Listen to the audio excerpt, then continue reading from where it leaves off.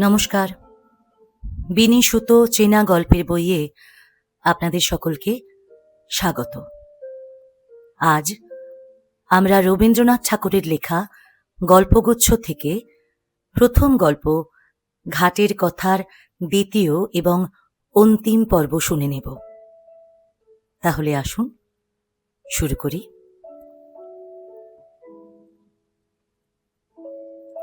আর একজন ঘুমটার বড় ঘটা করিত না। সে কহিল, আহা, তেমনি কপাল, তেমনি নাক, তেমনি চোখ।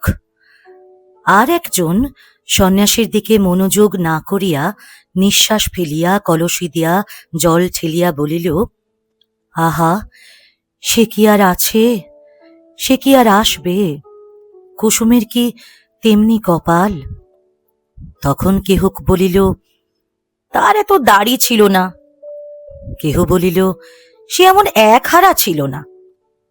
কেহ বলিল, সে যেন এতটা লম্বা নয়। এইরূপে এ কথাটার একরূপ নিষ্পত্তি হইয়া গেল, আর উঠিতে পাইল না। গ্রামের আর সকলেই সন্ন্যাসীকে দেখিয়াছিল, কেবল কুসুম দেখে নাই।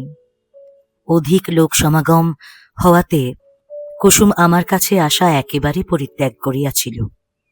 একদিন সন্ধ্যাবেলা পূর্ণিমা তিথিতে চাঁদ উঠিতে দেখিয়া বুঝি আমাদের পুরাতন সম্বন্ধ তাহার মনে পড়িল। তখন ঘাটে আর কেহ লোক ছিল না। ঝিঁঝি পোকা ঝিঁঝি করিতেছিল। মন্দিরের কাঁসর ঘণ্টা বাজা এই কিছুক্ষণ হইল শেষ হইয়া গেল। তাহার শেষ শব্দতরঙ্গ ক্ষীণতর হইয়া পরপারের ছায়াময় বনশ্রেণীর মধ্যে ছায়ার মতো মিলাইয়া গেছে। পরিপূর্ণ জ্যোৎস্না, জোয়ারের জল ছলছল করিতেছে। আমার উপরে ছায়াটি ফেলিয়া কুসুম বসিয়া আছে। বাতাস বড় ছিল না, গাছপালা নিস্তব্ধ। কুসুমের সম্মুখে গঙ্গার বক্ষে অবারিত প্রসারিত জ্যোৎস্না। কুসুমের পশ্চাতে আশেপাশে ঝোপে ঝাপে গাছে পালায়, মন্দিরের ছায়ায়, ভাঙা ঘরের ভিত্তিতে, পুষ্করিণীর ধারে, তালবনে অন্ধকার গা ঢাকা দিয়া মুখে মুড়ি দিয়া বসিয়া আছে। ছাতিম গাছের শাখায় বাদুড় ঝুলিতেছে। মন্দিরের চূড়ায় বসিয়া পেচক কাঁদিয়া উঠিতেছে। লোকালয়ের কাছে শৃগালের ঊর্ধ্ব চিৎকার ধ্বনি উঠিল ও থামিয়া গেল। সন্ন্যাসী ধীরে ধীরে মন্দিরের ভিতর হইতে বাহির হইয়া আসিলেন। ঘাটে আসিয়া দুই এক সোপান নামিয়া একাকিনী রমণীকে দেখিয়া ফিরিয়া যাইবেন মনে করিতেছেন। এমন সময়ে সহসা কুসুম মুখ তুলিয়া পশ্চাতে চাহিয়া দেখিল, তাহার মাথার উপর হইতে কাপড় পড়িয়া গেল। ঊর্ধ্বমুখ ফুটন্ত ফুলের উপরে যেমন জ্যোৎস্না পড়ে, মুখ তুলিতেই কুসুমের মুখের উপর তেমনি জ্যোৎস্না পড়িল।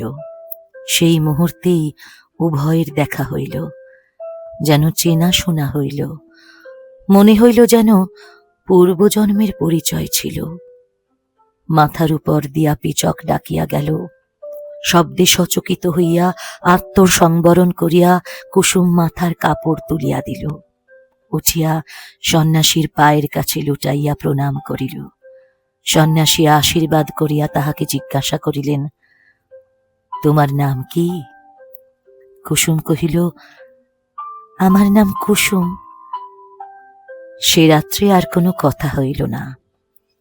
কুসুমের ঘর খুব কাছেই ছিল।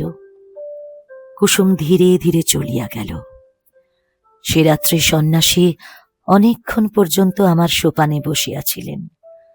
অবশেষে যখন পূর্বের চাঁদ পশ্চিমে আসিল, সন্ন্যাসীর পশ্চাতের ছায়া সম্মুখে আসিয়া পড়িল, তখন তিনি উঠিয়া মন্দিরে গিয়া প্রবেশ করিলেন। তাহার পরদিন হইতে আমি দেখিতাম কুসুম প্রত্যহ আসিয়া সন্ন্যাসীর পদধূলি লইয়া যাইত। সন্ন্যাসী যখন শাস্ত্র ব্যাখ্যা করিতেন, তখন সে একধারে দাঁড়াইয়া শুনিত। সন্ন্যাসী প্রাতঃ সন্ধ্যা সমাপন করিয়া কুসুমকে ডাকিয়া তাহাকে ধর্মের কথা বলিতেন। সব কথা সে কি বুঝিতে পারিত, কিন্তু অত্যন্ত মনোযোগের সহিত সে চুপ করিয়া বসিয়া শুনিত। সন্ন্যাসী তাহাকে যেমন উপদেশ করিতেন সে অবিকল তাহাই পালন করিত।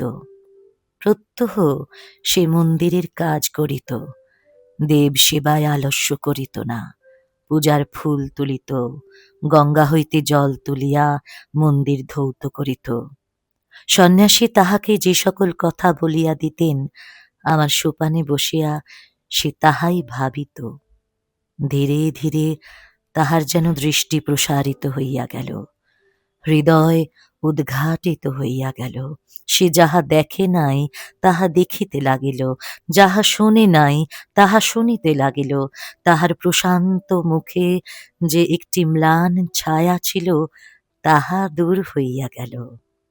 সে যখন ভক্তিভরে প্রভাতে সন্ন্যাসীর পায়ের কাছে লুটাইয়া পড়িত, তখন তাহাকে দেবতার নিকটে উৎসর্গীকৃত শিশির ধৌত পূজার ফুলের মতো দেখাইত। একটি সুবিমল প্রফুল্লতা তাহার সর্বশরীর আলো করিয়া তুলিল। শীতকালের এই অবসান সময়ে শীতের বাতাস বয়, আবার এক একদিন সন্ধ্যাবেলায় সহসা দক্ষিণ হইতে বসন্তের বাতাস দিতে থাকে। আকাশে হিমের ভাব একেবারে দূর হইয়া যায়। অনেক দিন পরে গ্রামের মধ্যে বাঁশি বাজিয়া ওঠে, গানের শব্দ শুনিতে পাওয়া যায়। মাঝিরা স্রোতে নৌকা ভাসাইয়া দাঁড় বন্ধ করিয়া শ্যামের গান গাহিতে থাকে। শাখা হইতে শাখান্তরে পাখিরা সহসা পরম উল্লাসে উত্তর প্রত্যুত্তর করিতে আরম্ভ করে।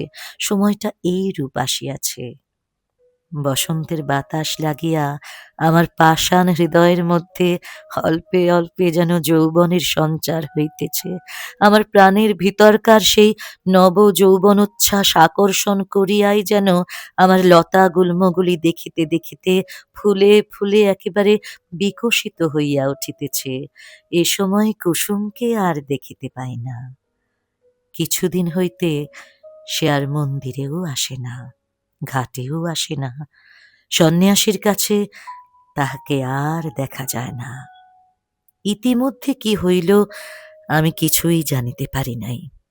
কিছুকাল পরে একদিন সন্ধ্যাবেলায় আমারই সোপানে সন্ন্যাসীর সহিত কুসুমের সাক্ষাৎ হইল। কুসুম মুখ নত করিয়া কহিল, প্রভু, আমাকে কি ডাকিয়া পাঠাইয়াছেন? হ্যাঁ, তোমাকে দেখিতে পাই না কেন? আজকাল দেব সেবায় তোমার এত অবহেলা কেন? কুসুম চুপ করিয়া রহিল। আমি তাহা বুঝিতে পারিয়াছি। কুসুম যেন চমকিয়া উঠিল। সে হয়তো মনে করিল সন্ন্যাসী কতটা না জানি বুঝিয়াছেন। তাহার চোখ অল্পে অল্পে জ্বরে ভরিয়া উঠিল। সে সেইখানে বসিয়া পড়িল, মুখে আঁচল ঢাকিয়া সোপানে সন্ন্যাসীর পায়ের কাছে বসিয়া কাঁদিতে লাগিল। সন্ন্যাসী কিছু দূর সরিয়া গিয়া কহিলেন, তোমার অশান্তির কথা আমাকে সমস্ত ব্যক্ত করিয়া বলো, আমি তোমাকে শান্তির পথ দেখাইয়া দিব। কুসুম অটল ভক্তির স্বরে কহিল, কিন্তু মাঝে মাঝে থামিল, মাঝে মাঝে কথা বাঁধিয়া গেল। আপনি আপনি আদেশ করেন তো অবশ্য বলিব, তবে আমি ভালো করিয়া বলিতে পারিব না। কিন্তু আপনি বোধ করি মনে মনে সকলই জানিতেছেন। প্রভু, আমি একজনকে দেবতার মতো ভক্তি করিতাম, আমি তাহাকে পূজা করিতাম। সেই আনন্দে আমার হৃদয় পরিপূর্ণ হইয়াছিল। কিন্তু একদিন রাত্রে স্বপ্ন দেখিলাম যেন তিনি আমার হৃদয়ের স্বামী কোথায় যেন একটি বকুল বনে বসিয়া তাহার বাম হস্তে আমার দক্ষিণ হস্ত লইয়া আমাকে তিনি প্রেমের কথা বলিতেছেন। এ ঘটনা আমার কিছুই অসম্ভব, কিছুই আশ্চর্য মনে হইল না।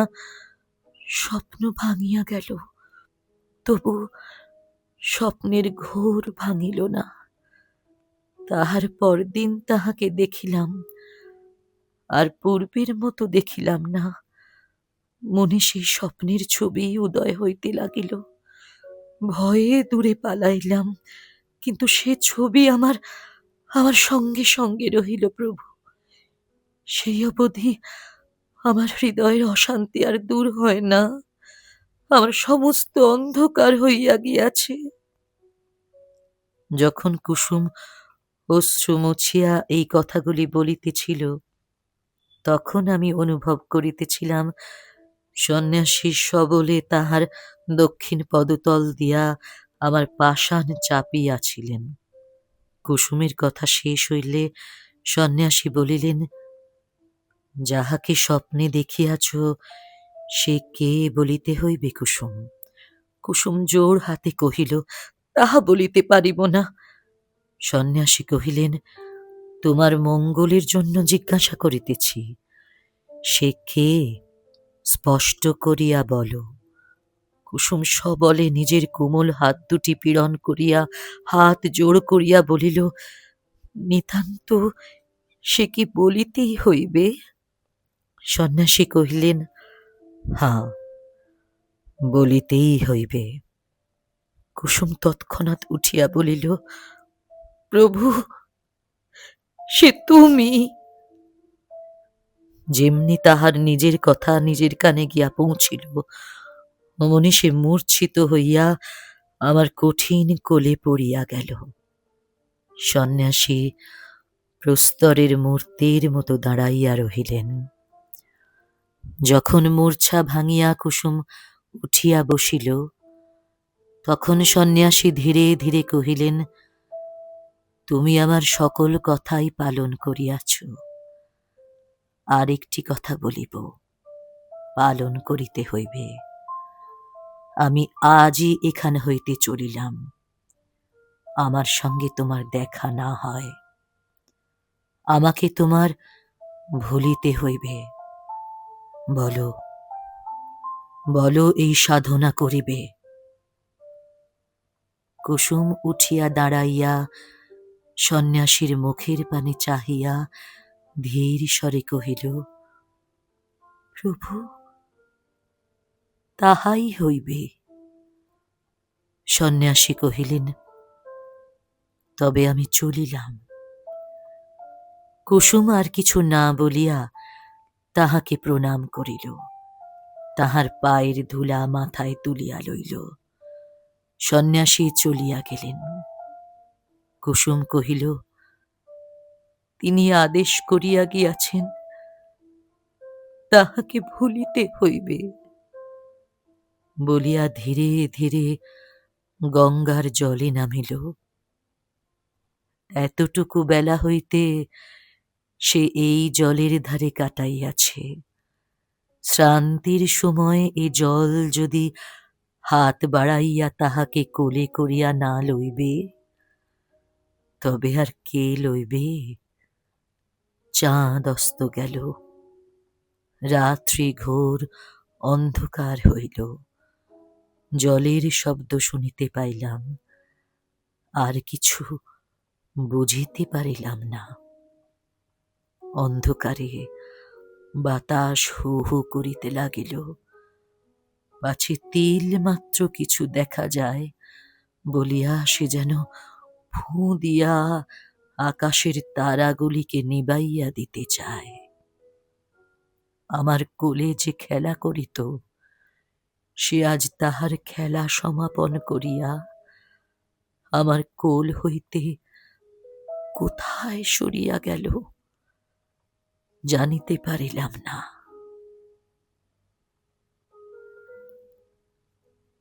1291 সালে কার্তিক মাসে লেখা এই অসাধারণ গল্প। এখনো কত প্রেমের গল্প শুনি, বিরহের বেদনার গল্প শুনি, সিনেমা দেখি, ছবি দেখি, গান শুনি, তবু এই প্রেম, এই স্নেহ, একেই বলে ক্লাসিক।